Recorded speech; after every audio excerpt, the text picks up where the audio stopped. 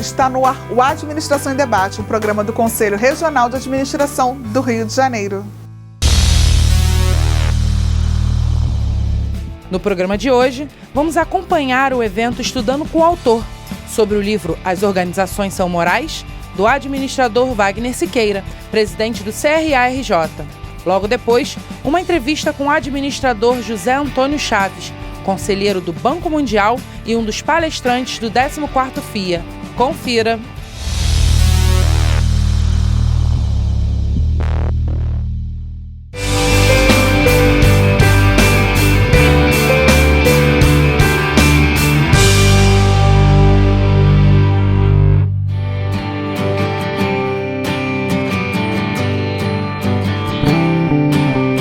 O questionamento sobre a moralidade das organizações, suas corruptividades e as consequências de esquemas e fraudes é a tônica de grande parte dos noticiários brasileiros há muitos anos. Sabendo disso, o presidente do CRA-RJ, administrador Wagner Siqueira, observador da sociedade e das empresas, lançou o livro As Organizações São Morais e fez um evento sobre a obra. Durante o Estudando com o Autor, o administrador analisou diversos pontos do livro. Porém, sua primeira atitude foi responder ao questionamento do título. E eu vou antecipar o que eu respondo no final, no próprio livro. As organizações são morais? Não. Eu digo, as organizações não são morais. Bem, elas não são morais, mas também não são imorais. As organizações são amorais. Em verdade, as organizações, a moral habita um reino. As organizações habitam outro reino, o reino econômico.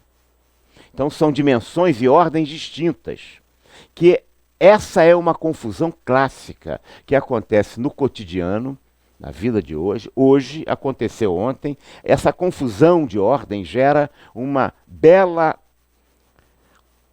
interação equivocada em diferentes circunstâncias. Qual é o valor moral de do preço de um barril de petróleo? Qual é o valor moral de uma saca de café? E a tal ponto que aquele valor, quando numa bolsa de commodities, em qualquer lugar desenvolvido no mundo, quando cai alguns centavos lá, aquilo não gera milhares de desemprego nos países produtores. Qual é aquele valor moral que nós devemos definir, né? Colocar para um barril de petróleo, para uma saca de café, para uma tonelada de soja, para uma saca de cacau? Qual é esse valor moral? A gente vai verificar que, efetivamente, né, a lógica da economia, assim como é a lógica da ciência, né, ela é permanentemente de expansão. Se a gente puder cobrar $500 o barril de petróleo, a gente vai cobrar. Se a gente pudesse cobrar $600, vai cobrar. Já esteve 100, hoje está em 60, em torno de $60 o barril de petróleo, mas não é por uma questão moral. Como é que fixa? Quer dizer, nenhuma ordem é capaz de limitar a si própria. Vamos lá. Como as organizações não são morais, nem são imorais, portanto, não perpassa pelo mundo pela organização em si, como pessoa jurídica, como instituição, não perpassa a questão moral, nós não podemos falar, como se fala muito hoje, em moral da empresa. O que nós devemos falar é moral na empresa. Desculpe, isso pode parecer sutil, mas é nas sutilezas e nos detalhes que se encontram as grandes diferenças.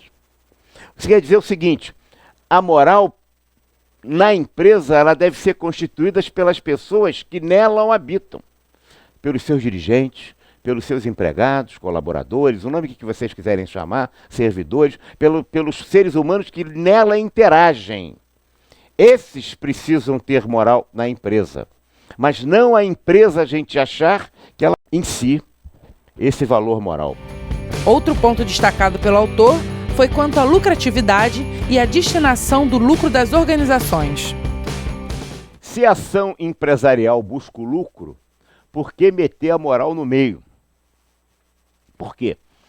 Porque A cidadania, cada vez mais, o cidadão, o indivíduo, a pessoa, enquanto pessoa, cada vez mais esclarecida. Né? O mundo moderno de hoje, na sociedade de conhecimento, com tantos recursos de informação, compele as organizações cada vez mais, né, a recuarem de sua estratégia absolutamente expoliativa ou de gananciosa. Ela tem que ter circunstâncias mais adequadas à venda e à ação dos seus produtos. Mas, em verdade, é preciso, portanto, botar o homem no coração do homem, porque, em verdade, o lucro está no coração da empresa. E é natural que seja. E vamos desmistificar aqui a palavra lucro, né? Quando a gente fala em lucro, fica assim, tem pessoas que torcem o nariz. Ora, toda organização tem que ter lucro. Até a organização pia, quer dizer, não lucrativa, de benemerência, ela precisa ter resultado. Se ela não tiver resultado, ela quebra. O que o empresário vai fazer, o acionista vai fazer com o lucro, é problema dele. Se ele vai fazer ação de benemerência ou se vai botar dinheiro no bolso para comprar um Rolls Royce, o que ele vai fazer vai variar de empresa para empresa, mas variar às vezes dentro de uma mesma empresa, varia entre os seus membros. Acionistas distintos de uma mesma empresa podem ter conceitos absolutamente distintos do como deve ser usado esse lucro. Portanto, a finalidade da empresa é a obtenção do lucro. Para quê? Para atender o objetivo dos seus acionistas.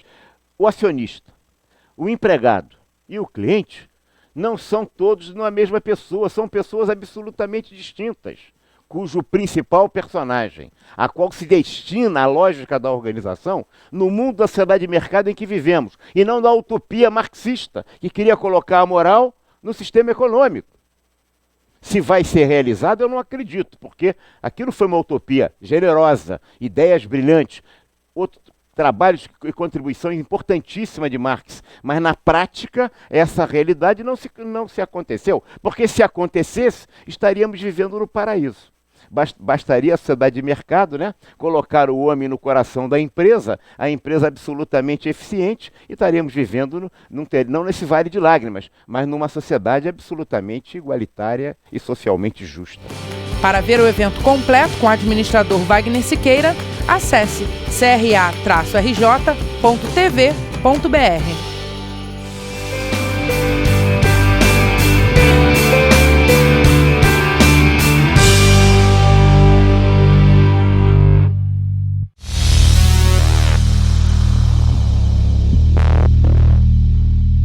As inscrições para participar do 14º Fórum Internacional de Administração estão abertas.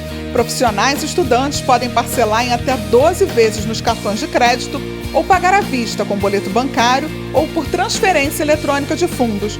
Profissionais e empresas registrados e adimplentes, estudantes registrados no CRRJ ou membros de instituições latino-americanas apoiadoras ganham descontos. Para ver a tabela completa dos preços, acesse o site do Conselho.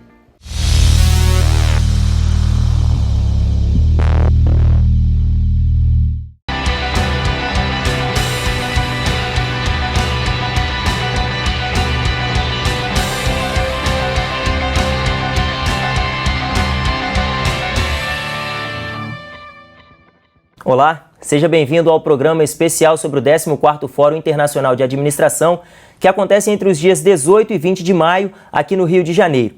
E hoje nós vamos conversar por Skype com o painelista José Antônio Chaves, ele que vai trabalhar o tema O Administrador 50 anos depois, Identidade e Protagonismo. José Antônio Chaves, seja muito bem-vindo ao nosso programa. É um prazer. José Antônio Chaves, qual é o papel do administrador na sociedade atual? Olha, o papel evoluiu muito de 50 anos para cá. Quer dizer, quando a profissão ganhou corpo no Brasil, o foco era a eficiência. Nossa expectativa era buscar eficiência. Depois a gente evoluiu para o planejamento estratégico, para a estratégia competitiva, reengenharia e várias outras modas.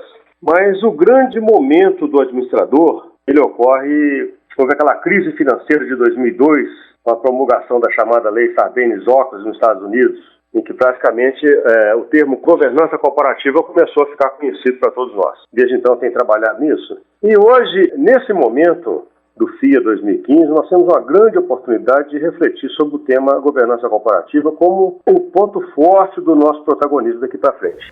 Correto. Agora, esses profissionais de outras áreas que se aventuram como administradores, qual a avaliação que o senhor faz sobre essa situação? Essa aventura, propriamente dita, nós estamos pagando o preço por ela agora, porque a regulamentação, de certa forma, protegeu muitos segmentos, como, por exemplo, o da engenharia, né? É praticamente um reduto que ninguém consegue entrar. E o engenheiro, muitas vezes, está na posição de administrador. E hoje nós temos aí, por exemplo, a principal companhia de engenharia do Brasil, que é a Petrobras, está em bancarrota. Hoje é uma empresa quebrada, desmoralizada, colocando o Brasil em risco. A que é que nós devemos isso?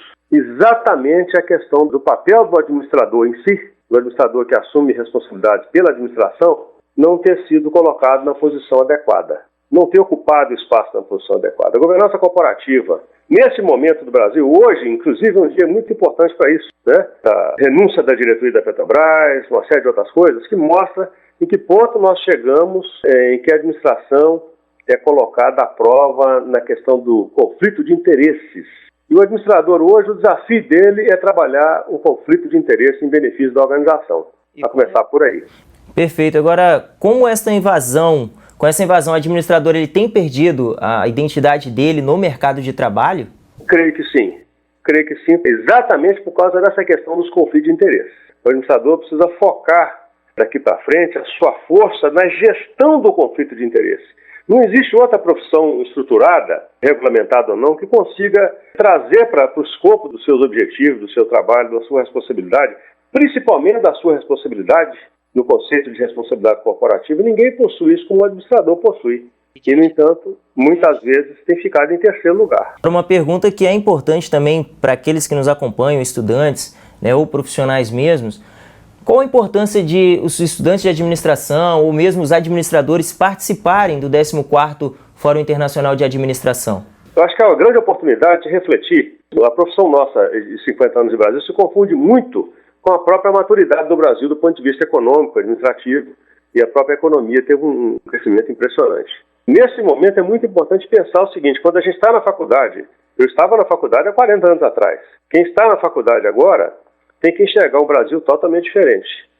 O administrador precisa estar propenso também a assumir responsabilidades e não esperar que a regulação nos dê essa responsabilidade. Você entendeu? Entendi. Agora, então, é lutar por aquilo que foi perdido ao longo desse período.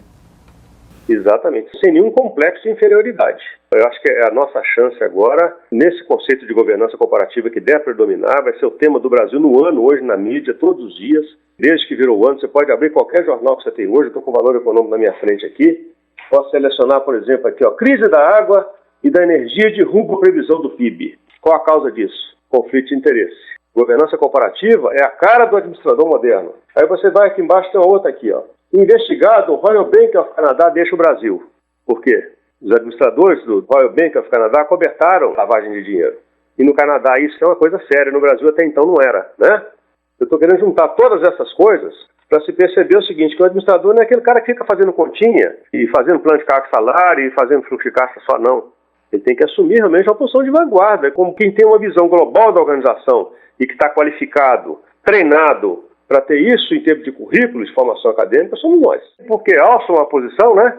Você alça a posição de diretor, vamos, sendo engenheiro, sendo advogado, sendo economista, ou sendo qualquer outra coisa, ele alça, ele acaba aprendendo. Ele desenvolve suas habilidades de administração, mas ele não tem a formação suficiente para isso. Administrador José Antônio Chaves, muito obrigado pela entrevista, pelos esclarecimentos e nos vemos no 14º FIA. Eu que agradeço a oportunidade. E você que acompanhou esse programa, que acompanha a nossa programação, muito obrigado pela audiência. Acesse o site do 14º FIA, se inscreva e participe desse evento. Muito obrigado, fique bem e até o próximo programa. Tchau.